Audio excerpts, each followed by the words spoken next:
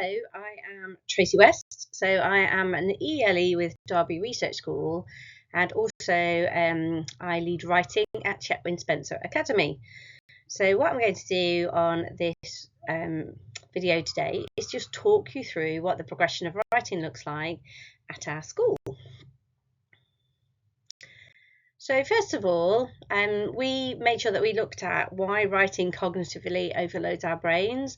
And I think one of the discussions that always comes around is that sometimes, why the question is why writing results don't always match the reading results and maths results and the grammar test results at the end of Key Stage 2. And I think it's really important for people to recognise and know that there are so many things that our brain has got to comprehend or to sort through before we just at the point with which we pick up a pen and start to thinking about what we put on paper. So this was quite an interesting message to deliver to our governors. So what I'm going to do is just start pressing my button here so that you can start seeing everything that is coming up on the screen.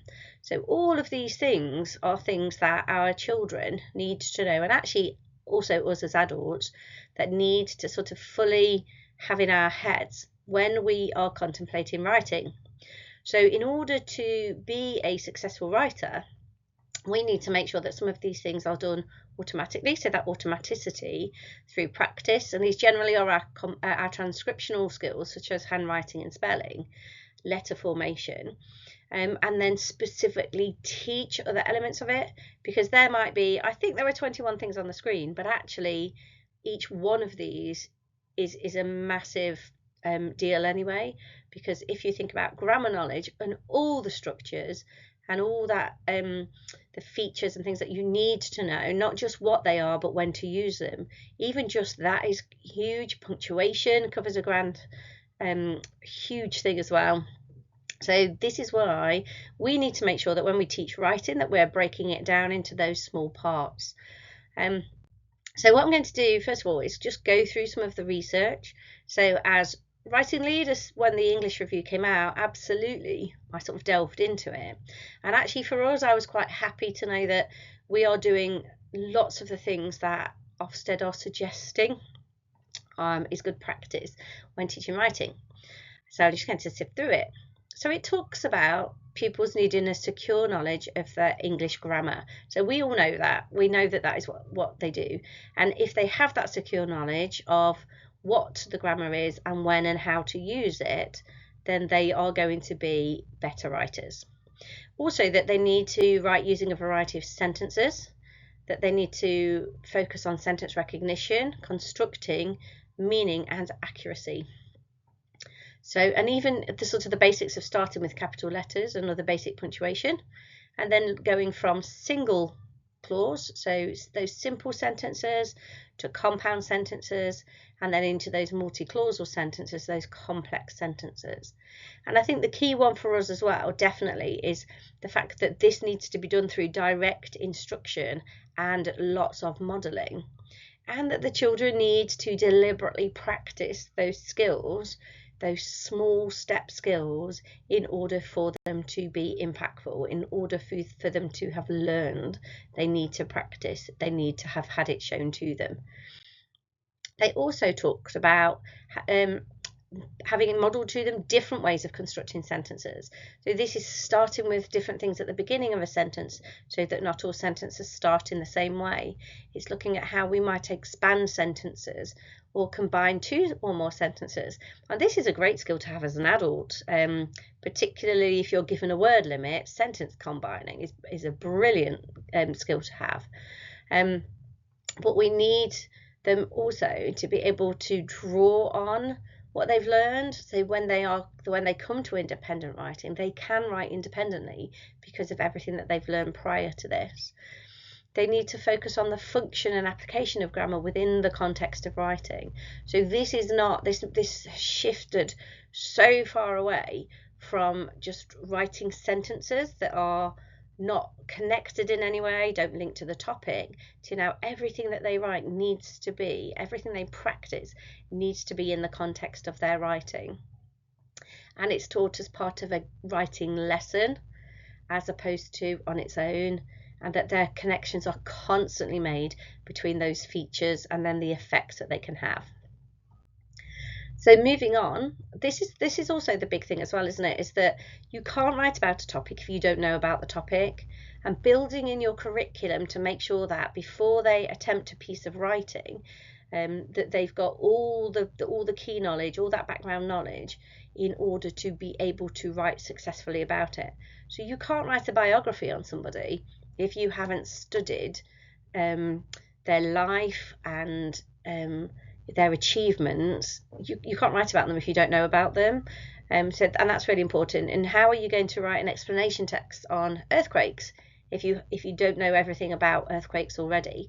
So it's plotting these writing units as well. I think that is very, very important. And again, it talks about the genres and so on. So interesting, the national curriculum just says that they write a range of text types and genres, but it doesn't dictate what.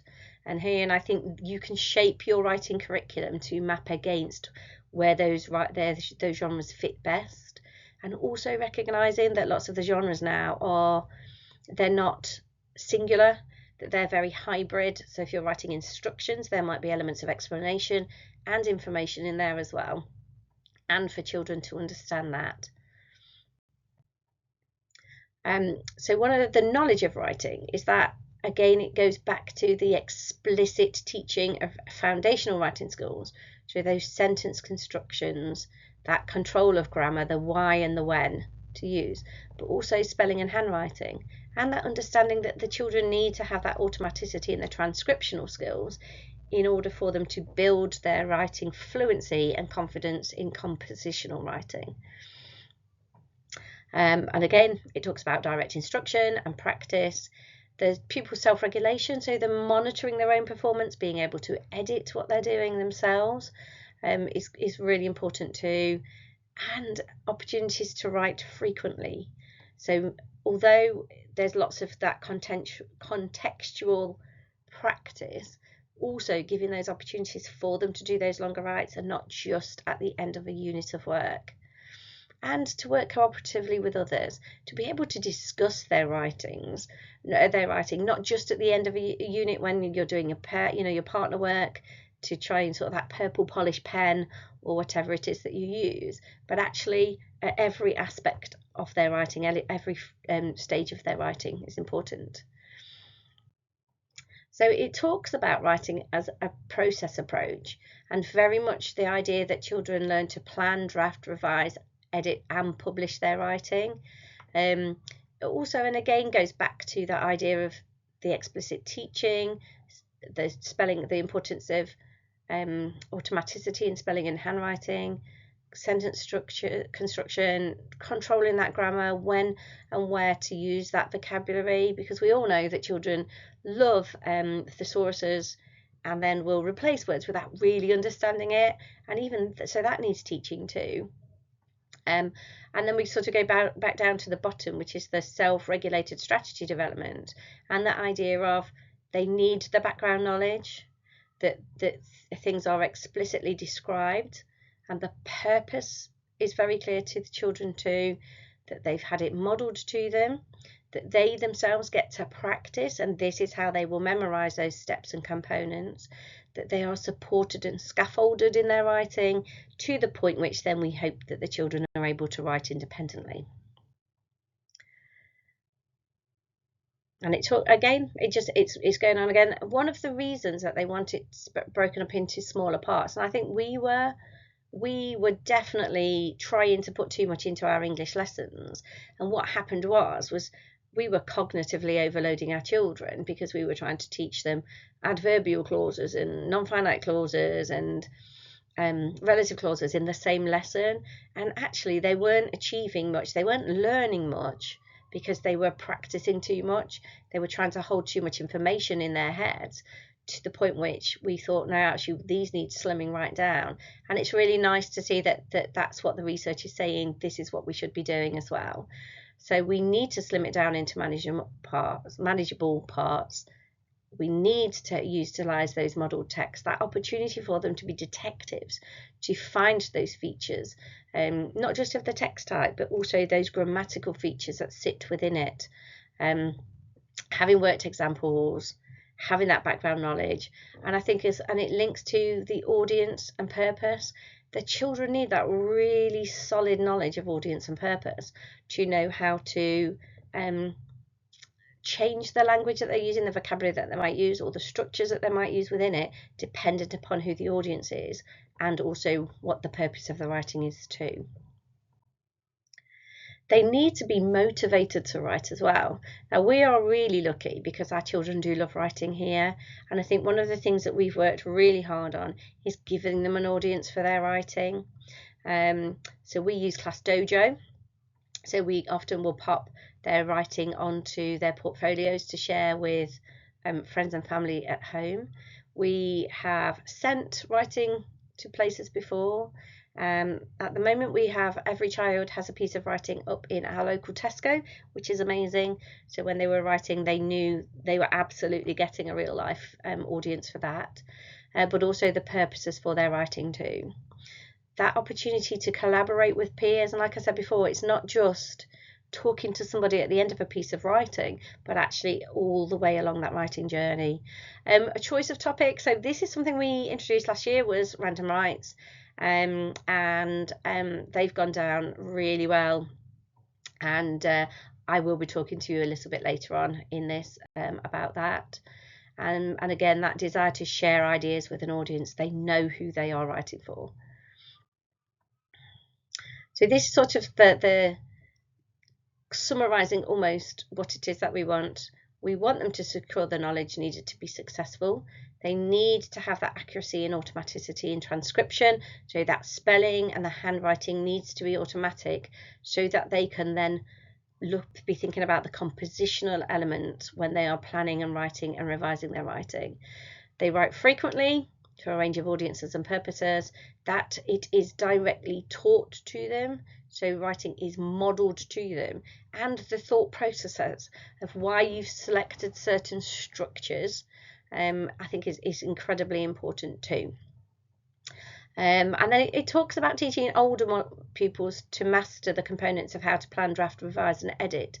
We start teaching editing from year 2 upwards, and we've stripped back how we teach our children to do this. And again, I will talk to you this later on, in order to not cognitively overload them.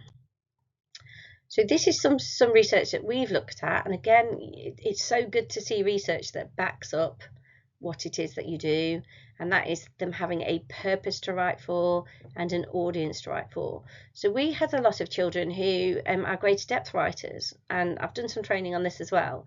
And one of the reasons why children struggle at greater depth is because they don't really have that great understanding of the purpose of writing and of the audience, and really adapting their writing, their vocabulary, their structures to match against the audience. And I think sometimes it's because we go down the route of saying, oh, the purpose is to entertain, and don't go beyond that. But actually, the purpose of a piece of writing might be to persuade someone to change their mind about something. It might be that you want a reader to feel as though they are actually there. So it's going beyond the sort of the surface purpose and really delving into what a purpose of a piece of writing is all about. And it does talk about the fact that, you know, more and more genres are becoming hybrids, and that combination of text types. So having that flexibility, having children having that knowledge of all of the text types in order to create hybrids of their own is so important.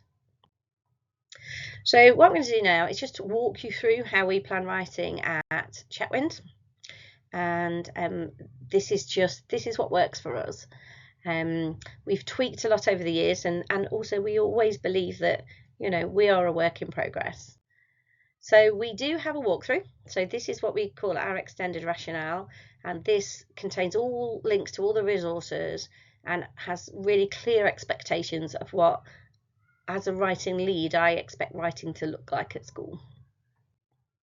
So these are our session expectations. So you can see that there's an expectation for writing to begin in F2.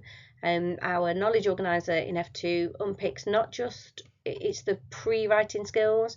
So anything to do with fine motor skills is on that knowledge organizer for writing. So some of it's to do with art and using a paintbrush, but that is developing their fine motor skills. That's going to enable them to be able to hold a pencil or a pen correctly and build up those muscles for them to then begin to write. So you can see on here that we've gone from F2. They do have daily English and topic lessons. There's not recording in all of them, but that they are experiencing different text types, different storybooks in there, and non-fiction too. It's built up into year 1, where you can see that they have 3 sessions. They don't record all of them. There's an option, but at the moment they've shifted already to be, and they're recording at 2 out of the 3 sessions, but they're getting that rich diet of writing. And then in autumn, in year 2, that builds up. So by the end of year 2, they're doing 4 sessions per week in readiness for when they go into Key Stage 2. So we do want to build as well that love of writing, not just in children, but also in staff. And our random writes have really supported this. And also writing across the curriculum, we take every opportunity to write. So we take our curriculum into writing, and we take our writing into the curriculum as a tool. As you see here, so one of the things that we do is, although we have 5 English sessions a week, only 4 of them are planned for, and this gives us that flexibility to either build in random writes, which our children absolutely adore, or to go back and revisit things, because I think when you plan 5 lessons for 5 lessons, you often what you don't want to do is find yourself behind because you're having to revisit something. And what we do is, in planning 4 sessions a week, there is that option then to go back and revisit things. So this is how I'm going to walk you through each one of these now. Is we start with our knowledge organisers, we have our overview, yearly overviews, we dip down into planning organisers, there's some walkthroughs for them, and then the non-negotiables that we put into our lesson plans. So this is what our knowledge organisers look like. We do use Rainbow Grammar for our grammar system in school, so you can see that all of our grammar is presented in the form of the structures that we cover in each year group and the colours that we do. Underneath there's always an example as well. So not only do staff have, this is what the structure looks like, this is what all the parts, the grammatical parts are called, but also an example that is appropriate for their level too. And on the left hand side, where you can see the grammar, the key vocabulary, so this is taken from the appendices in the national curriculum for spelling and grammar, and also the punctuation, so that this matches what the year group expectations are. We've recently added the tenses to that as well, because we were very aware at the end of last academic year, a lot of our cuspy children for age and at greater depth was because of their tense usage. And then when that was unpicked further, it's because we'd not mapped them, so they weren't being taught. And then there was a CPD thing, because actually staff didn't understand what all the tenses were.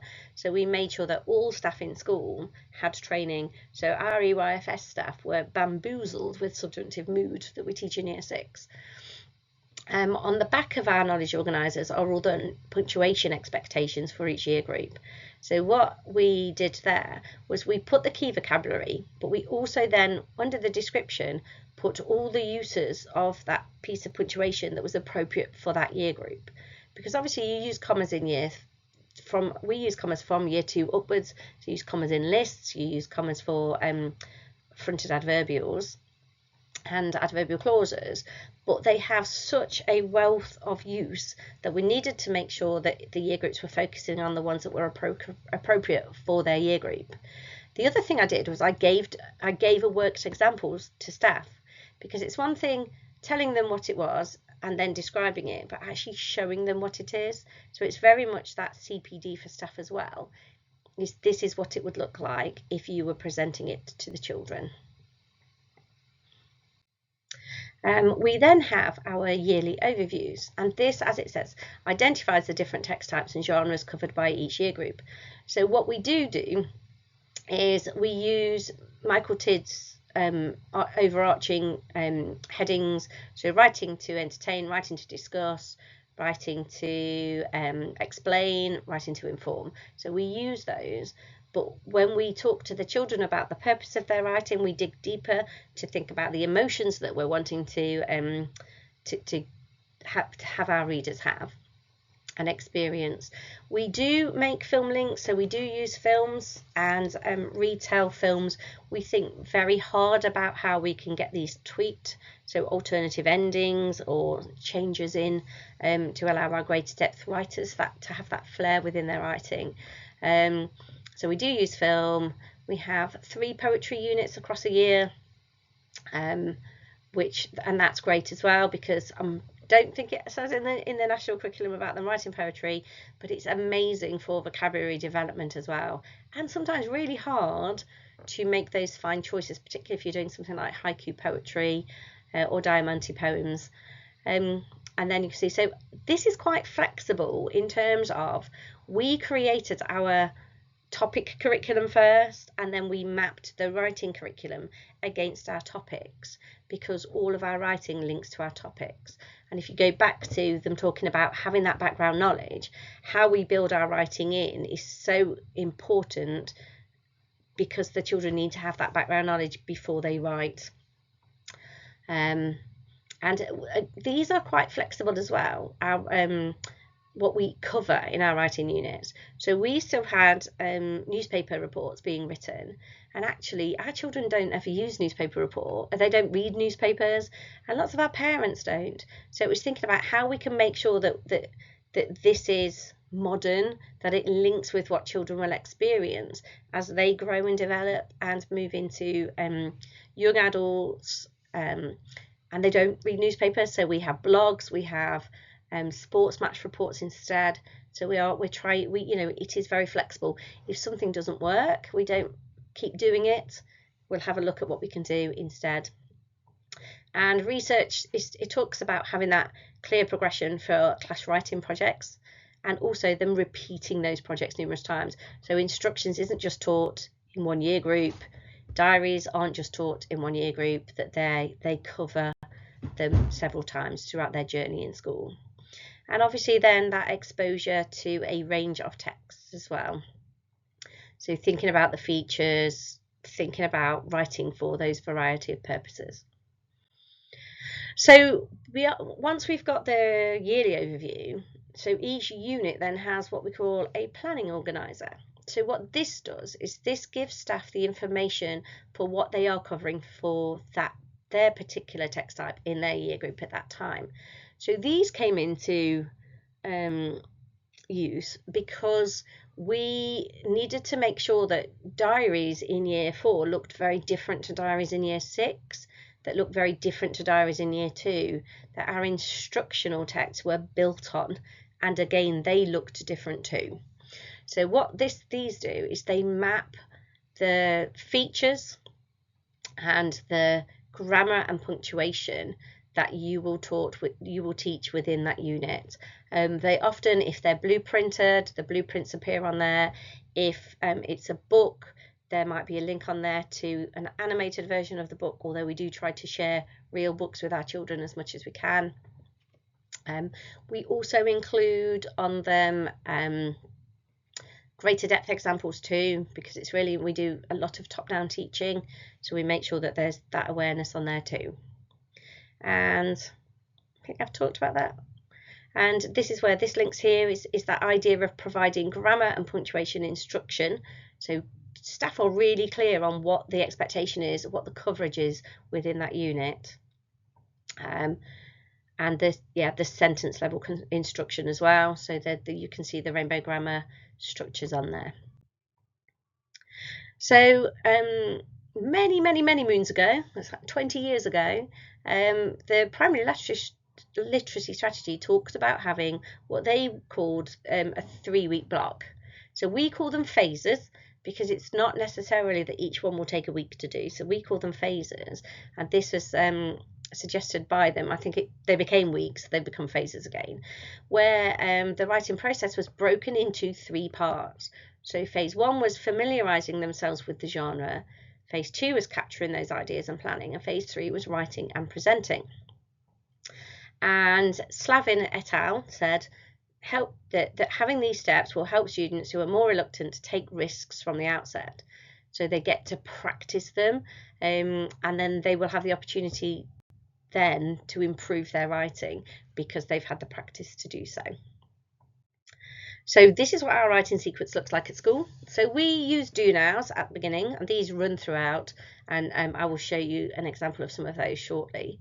So in phase 1, this is where you get to read, and then you have the features and the vocabulary. So this is where it's really, really important before you start your topic to have that subject knowledge there for them.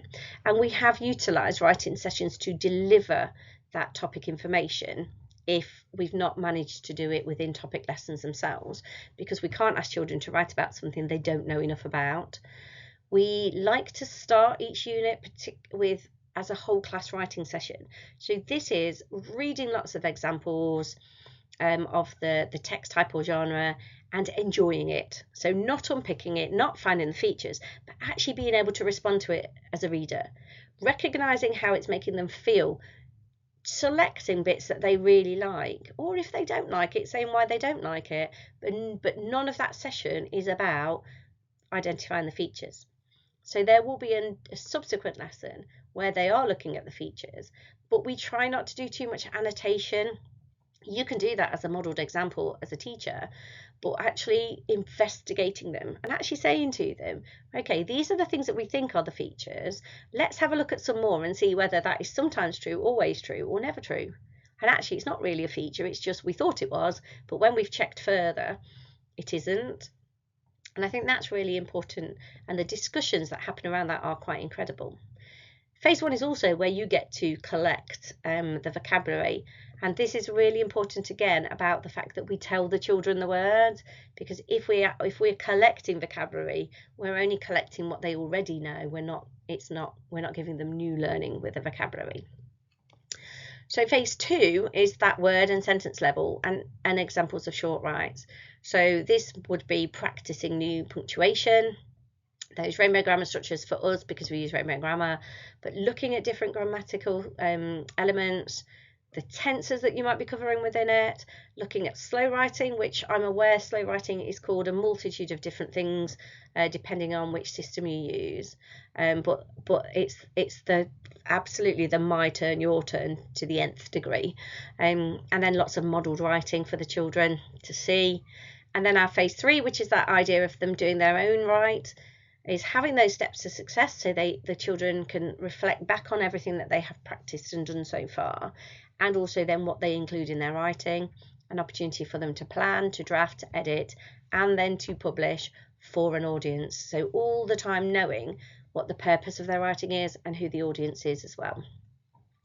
And this is so, so important. This is intrinsic to everything that we do.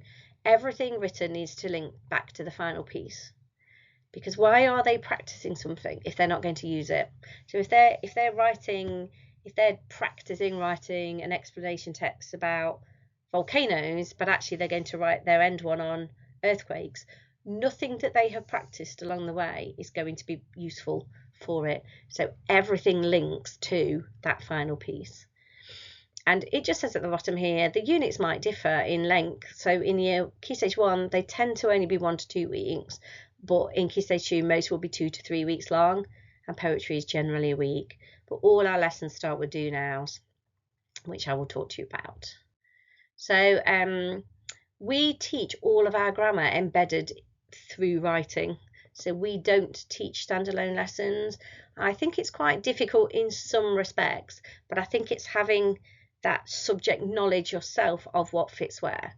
So for the first time this year, we've taught the subjunctive mood through diary writing. So the year sixes were doing evacuee diaries, and they were hypothesizing. It's like that sort of, oh, if only I were back home everything would be okay kind of thing. And because it was taught contextually, the children had a much better understanding of it. And we did the same with lots of the tenses as well, and for them understanding why and when you would use certain ones.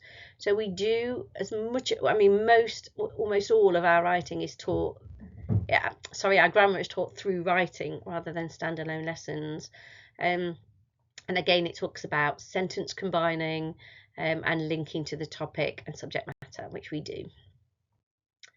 So we do have SPAG walkthrough. So one of the biggest things for me as writing lead, and I have a little thing in my room that says grammar police on it. I've got a thing on my lanyard that says I'm silently correcting your grammar. I am a self-confessed grammar geek, and I am proud of that. I've learnt it along the way. I certainly don't have an English background, but I love it. But I know that CPD is massive in terms of grammar knowledge. And so one of the things that I've produced for our staff are walkthroughs for each of the types of grammar structures that we do in our teaching and learning. And if I sort of direct you to for one in particular, I know for a long time, when as a classroom teacher, that when I taught coordinating conjunctions, I don't think I was really aware that they have different roles. That and is very different to but we know that because one links and one contrasts, but also some of the other ones as well. So for nor, for yet, for so. And what we want is, if we want staff to teach that they have different jobs, that staff need to know that they have different jobs. And they didn't. That was one of the things that came up on a staff survey. So I've done walkthroughs for staff, so that there's a real clarity of what needs teaching where, and the subject knowledge becomes part of that. Speech and dialogue is the other one, because children would just say, when do you use speech marks? And children will always say, when someone speaks. And that's very common in terms of that's what they think. But actually, in our writing moderation, last academic year, one of the things that the moderator spoke to us about was actually purposefully using it, not just showing that you can use speech marks, but using when it's appropriate, which is developing a character or moving the plot on. So that's incorporated in there as well. So we make sure they are available for staff to use, and they are the small step through that they can just copy and paste the slides into their own planning. So building on prior knowledge is really, really important, and I definitely may have borrowed these from some the ECF training for our early career framework teaching, and also from the National Professional Qualifications. It's in there as well. And that idea of we need to manage the cognitive load on new learning. So in order for new learning to become embedded, it needs to attach itself to an existing model. So what we need to do is draw upon something in our long-term memory. We need to draw that back up into our working memory to attach our new learning to, because we know that if there is no solid foundation for new learning to attach itself to, it will crumble, and actually learning won't take place. And if we remember learning is a lasting change, there won't be a lasting change because it's not attached itself to anything. So an example of this is, if you were going to teach adverbs to children, you would need to know that they understood what a verb was, because you can't teach that an adverb tells me more about the verb if they don't know what a verb is. So it can lead to ineffective learning that will be forgotten by the children. So one of the things that we do in school, because we talk a lot in school about cognitive load and interrupting the forgetting and so on. So one of the things that we have developed, and actually this is working really well, are our use of icons. And the idea behind these was to lessen what was on the slides. So we use cups for our assessment for learning. So they show us a colour rather than put hands up, sorry. And so rather than put use your cups, if there's an image of cups on there, the children know they're going to use their cups.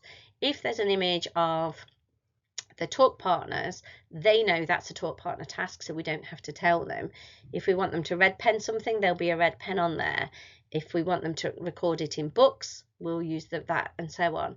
These work really, really well, but also are a really great tool for staff, particularly if you plan in year groups and one person does the planning, they will be able to see where we need to get the highlighters out, where we're actually collecting ideas on flip charts and so on.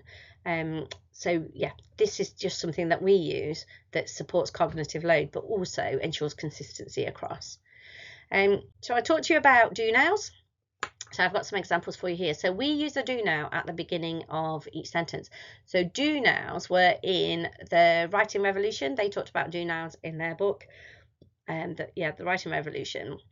And we do these. So we use these as a checker for making sure that whatever we're building in the lesson, they've got that foundational knowledge that we're going to be able to build on.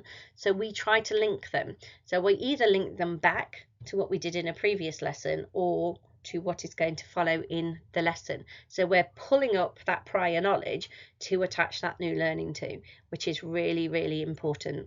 And these are quick. They should only last a few minutes, but we just find them really, really useful.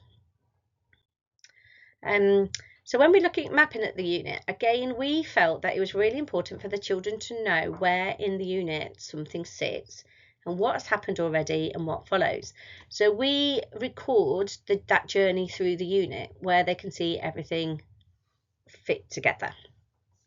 And this will be looking at reading, the coverage that they're going to do in terms of grammar or punctuation, vocabulary development and so on, right down to what it will look like at the end. And we share this with the children, and then we will circle or highlight where we are today. So where does that sit in the grand schemes of things? And that's actually really powerful as well for helping to support that interrupting the forgetting, reminding them what's come before and actually what is going to follow. We do incorporate a lot of my turn, our turn, your turn. And again, this fits wonderfully with all the research as well, because high quality modelling sits at the heart of lessons. We have to do that modelling and talk through our thought processes as we are doing it. The our turn is where they get the opportunity to either offer their suggestions to the adult who is leading the session or to practice with a partner, and then your turn is when the children then have a go independently on their own. And I think the importance of that oral practice, I think particularly when you're working with a partner, is really, really important. So they get that opportunity to compose ideas and develop their confidence when writing with a partner, to then be able to write independently. And then along the way then is lots of deliberate practice. So they've had that modelling, they've had that worked example, they've had an opportunity to discuss and develop that with a partner, and then have a go at themselves. We do use Kung Fu punctuation. So this is a Key Stage 1 strategy. And 2 years ago, when we analysed our writings, we did writing moderation. Our blocker for our cuspy children, it was to do with punctuation. So what we decided to do is we use Kung Fu punctuation right across the school. And it is a powerful strategy. It helps children to remember punctuation. And they get used to hearing the punctuation. So they are aware when it is suddenly missing, which I think is really, really important. So there's a noise for each one. So we have a full stop, but it's the comma has a wah noise. So there are actions for everything, and the children love it. Our year sixes are brilliant at it, and they are more and just we have our little icon, so our little Kung Fu Panda. When he appears on our slide, the children know there's an expectation for them to use Kung Fu punctuation when they are sharing their sentences out loud. So when we're making links, so this is again back to research, which talks about that balance between compositional and transcriptional instruction. I think what we do is we use 3 systems in school. So we use Sounds Right for our phonics, we use Sounds and Syllables, which is based on the Sounds Right for philosophy, so builds beautifully on there, and we use Letter Join. So these sessions all sit outside of writing, but we've built it in because it's that real sort of knowledge and understanding that our children need to become automatic in their transcriptional skills in order to then be able to focus on the composition of what is in our writing, what choices are we making with our vocabulary, what choices are we making with our structures, so that the move is then onto the compositional. And then in vocabulary, so if you go right back to, this would be within our phase 1, and explicitly teaching those new words, giving them that repeated exposure to them, and giving opportunities for them to use new words. So we use a system called buzzwords, and there are lots of different activities that we can do, but giving the children the vocabulary, having them discussing what those words mean, using the synonym ladders and so on, and we do lots of work on that with the vocabulary, so they become really clear on what it is that we want them to use and when to use it. So when we do vocabulary, we make sure that when we do modelled writing, we do encourage it to be pre-written, so that high quality vocabulary is already in there, and then you can have a post-it note like on the inside of your hand, so that you are modelling, you've got it there, so it's not having to think on the spot. Because I know I've been teaching a long time, but I cannot produce writing of high quality off the top of my head. It's that idea of collecting vocabulary and phrases on a flip chart. So when you're doing the whole class session, which would appear at the beginning of an English unit, or when you're looking at the features of it and you're really wanting to draw out that vocabulary, that you can actually, if you are lucky enough to have an additional adult in the room, that they can stand at a flip chart, and then they can be recording things on that as you're reading. We talk about reading with the writerly eye, and this is about the children in their reading or in their work is actually wanting to add words to that list, and that can be in any lesson. It's quite often really useful in topic lessons that link to the writing to draw out that technical vocabulary particularly. We do prepare vocabulary banks for the children, and this goes from EYFS up to year 6, so there's that understanding of what the vocabulary is that we're expecting the children to use. And like I said before, we do use a lot of buzzword resources to practice, to rank, to discuss the vocabulary that we use. So we do an awful lot. So this academic year, last academic year, there was a real push, and is a real push, on oracy, and also not just discussing ideas with their partners, but that oral rehearsal of their writing before they write it down. We've got oracy STEM sentences that we're trying to incorporate into every lesson as well. So not just English, but across all of them. Because if we want children to write in full sentences, they have to be able to speak in full sentences. And quite often when children are editing their work, it's when you ask them to read it aloud. When they read their writing as a reader, they will put those small pauses in for impact, but forget to write them in when they're actually just writing it. So those commas that add real impact as a reader, they forget to put in as a writer. But if you get them to read their work out loud, they will suddenly go, oh. So if I go into the editing, this is what children find a struggle, and this is often because you model all of them at the beginning, and you have a lot of people do the editing stations, and by the time the children have got to the third one, they've completely forgotten what they do at that station because of the cognitive load that it has been put on them. So what we do is we follow a my turn, your turn model, and we break it up into sections. So for example, the first thing we would do is we would model a piece of writing, or we'd show them a piece of writing with spelling errors in it. We would model how we would correct those spellings. So because we use sounds and syllables, the children have their spelling charts that they can look at. They can go and find the word banks independently that they've used prior in the week to correct their spellings, but we model that to them. They then have a small chunk of time, depending on the year group, to then go and practice that, go and have a look at that in their own work. We then do the same for punctuation. So we model how we would edit a small piece of writing that we've done. The children would then have their go to do it. We would then do that with grammatical sense and tenses, and we'd look at the steps of success. So the expectations of things that we want in their writing, but with no examples. So to keep it independent, they would then go and do that. And we said to them at points 2 and 3 particularly, that is where the power of reading aloud really comes into play, because children will put the punctuation in when they're reading that they forget when they're writing. And it's the same with grammatical sense. They will giggle out loud when they read "we was walking down the road," but when they write it down, they're not aware that it's misused. So that oracy element too, and that oral practicing of their sentences really comes into its own here. And then we do the same with vocabulary. We model how we might up level our vocabulary, and then the children do that.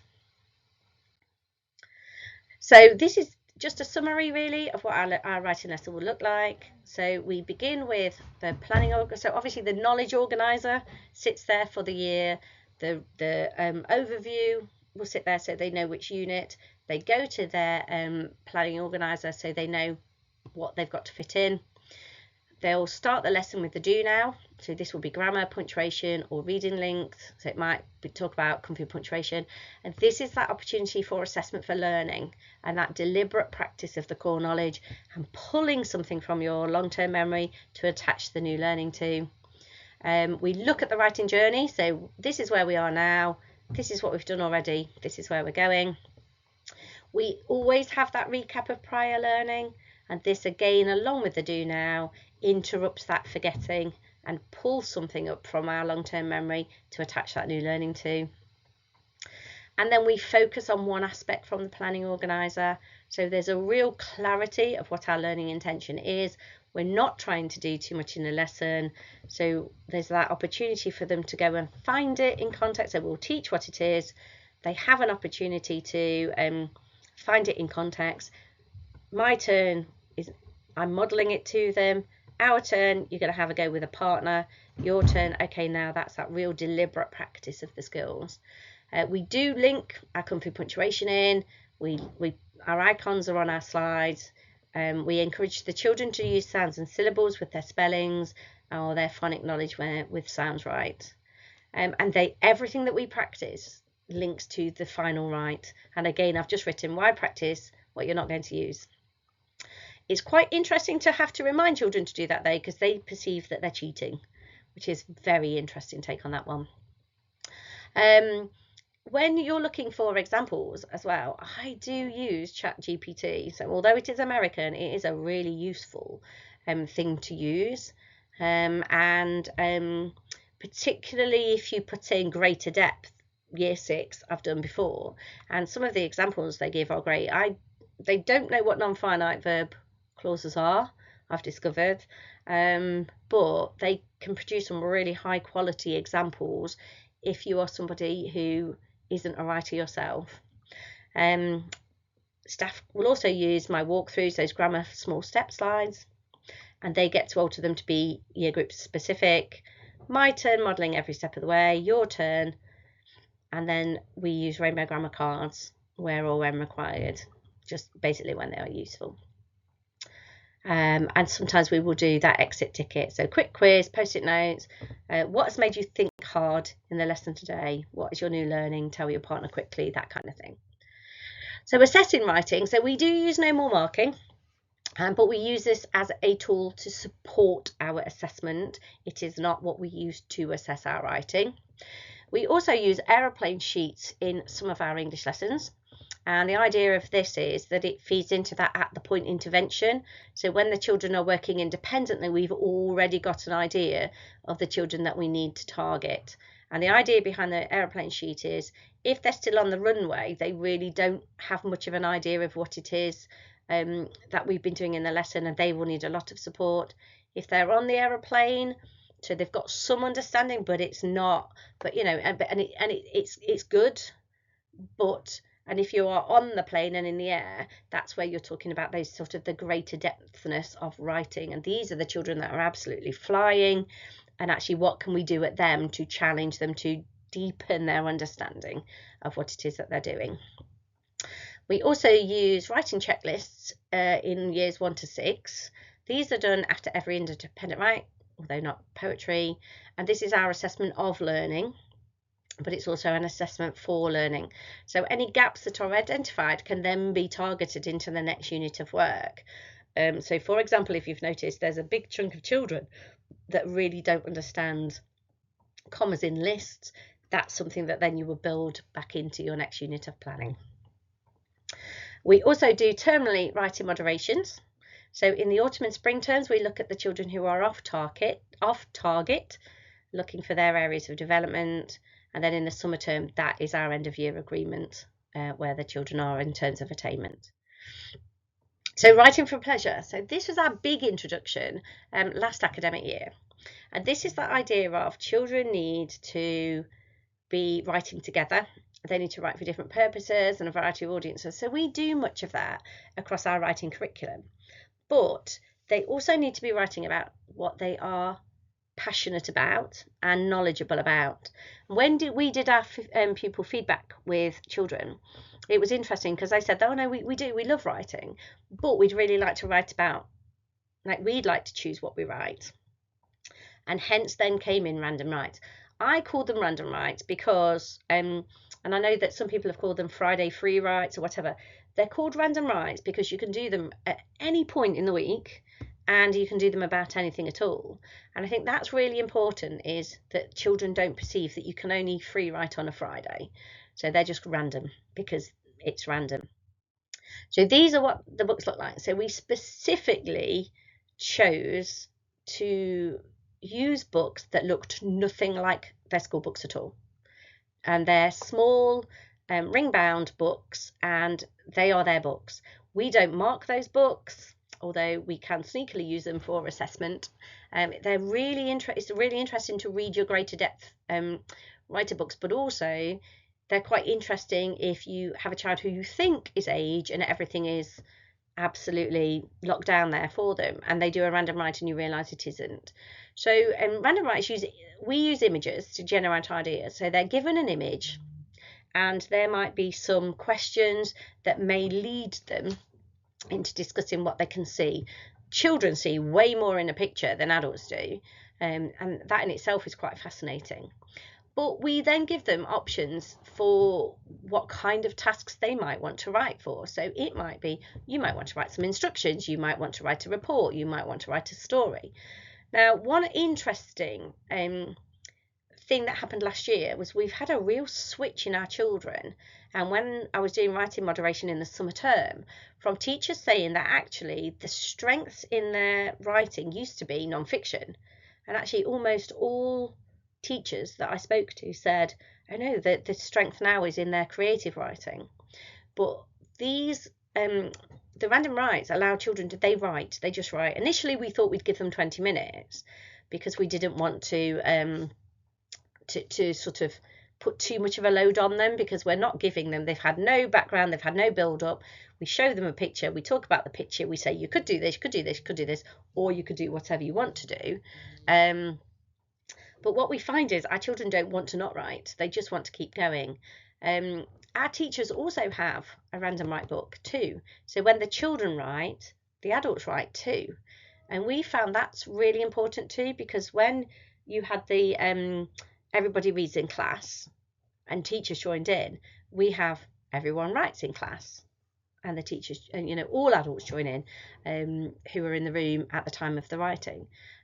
We let them use whichever pen they liked. So we bought a lot of pens that they could do, and the post-it notes are, so they had an audience for their writing, but it wasn't an assessment. They basically, the children are given a post-it note, they get to go and read other children's work, and then they get to write on the post-it note what they thought of the writing, and it's only positives. So imagine coming back to your piece of writing and you've got six comments on your piece of writing telling you how amazing it is or what their favourite part was, and they really like this sentence.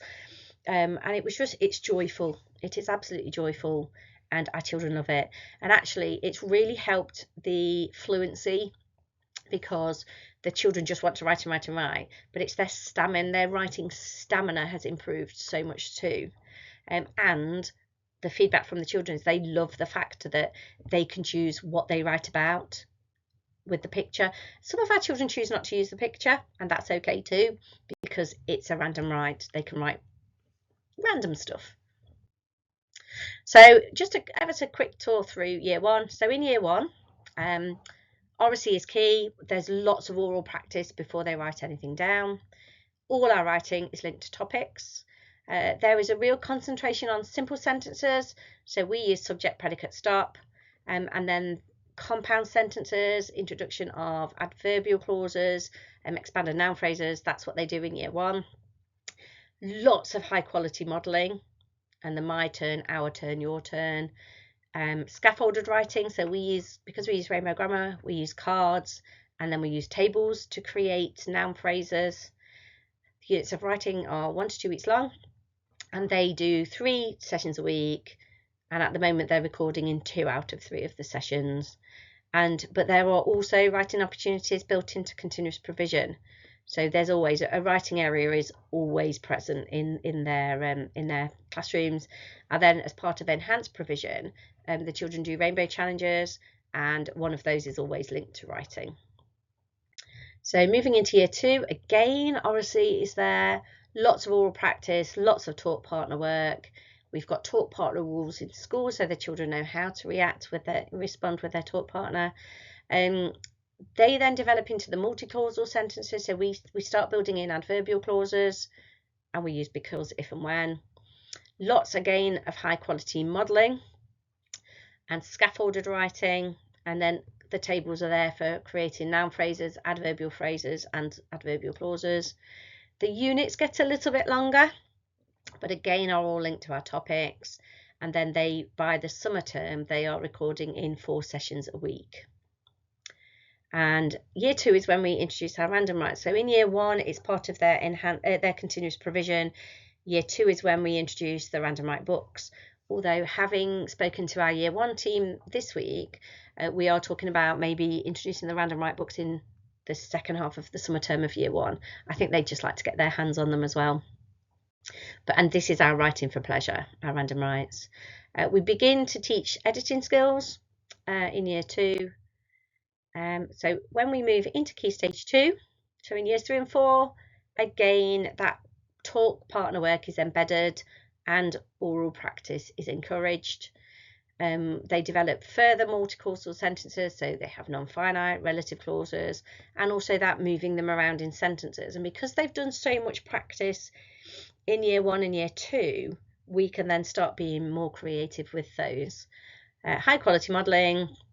Again, we still use colour cards, but this is then used more as we move through school to introduce new structures, but also to scaffold writing as well. Their units are generally 3 weeks long, and there are 4 sessions a week, and our random writes continue. So in year 3 and 4, we like to think they can manage 2 of them per half term. And our editing skills are then becoming embedded using my turn, your turn. And then as we move into year 5 and 6, again, that talk partner work is still there, that oral practice is still there. We are becoming more creative, so we teach them how to break the rules when they get into year 6, which they absolutely love. And again, lots of high quality modelling, and a lot of it is we aim it at greater depth writers. We use the cards and the tables more so for scaffolding writing in year 5 and 6. Units are 3 weeks long, all linked to topics. There are 4 sessions a week, and our random writes, our writing for pleasure continues. And again, we try for 2 per half term, but it doesn't always happen. And our editing skills are embedded using my turn, your turn. So I guess you're saying, so what? So what has the impact of this been in your school? So our data improved. So we went from 79% to 84%, and for age from 19% to 24%. Now that doesn't seem like a great jump, but if I tell you that actually the 2024 cohort started much lower, age related, we had much lower leaving year 5 than we did the previous year. actually the progress those children made was quite incredible. And I think this because we knew what it was that had been the blocker for them from the previous year, and then built that into the work that we're doing. We had children for both cuspy age and greater depth were closer to being age and greater depth than they had been in the previous years as well. Our random writes raised writing stamina and a love of writing, to the point where our after school club had started doing random writes. Our pupil feedback was all of the children were so positive about writing. And what, as a lead, our planning is consistent, and also it does support what was suggested was good practice in the Ofsted English Review. So I'm just going to leave those for you. Those are just some of our pupil voice and our staff voice when asked about it. I know that you can pause, so I'm not going to linger on that one. And then just a big thank you, really. So thank you so much for listening. And if you would like to follow anything up in this presentation, please, you can contact me. I've put my email address on there. Please do not hesitate to contact me. I'm always happy to talk English and writing with you. So thank you so much, and farewell from me.